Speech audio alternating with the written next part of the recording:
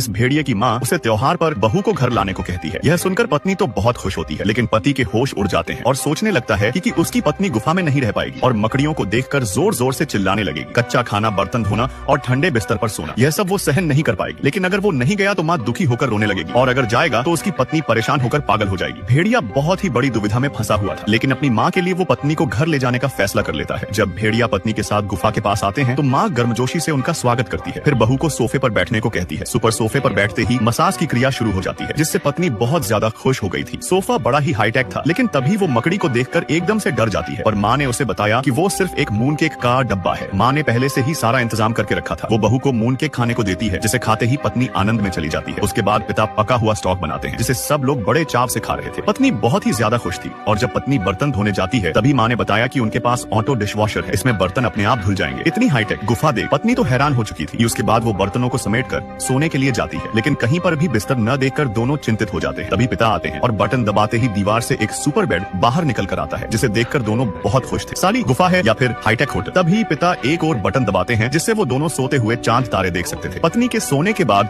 भेड़िया पिता के पास जाता है और जीवन के बारे में बहुत बातें करते हैं। भेड़िया अपने पिता का बहुत आभारी था। तभी पिता कहते हैं कि वो जानते थे कि तुमने एक इंसान से शादी करी है जो वाकई में एक अच्छी इंसान है, इसलिए उन्होंने पहले ही गुफा को हाईटेक बनवा दिया था ताकि बहू को कोई भी परेशानी न झेलना पड़े।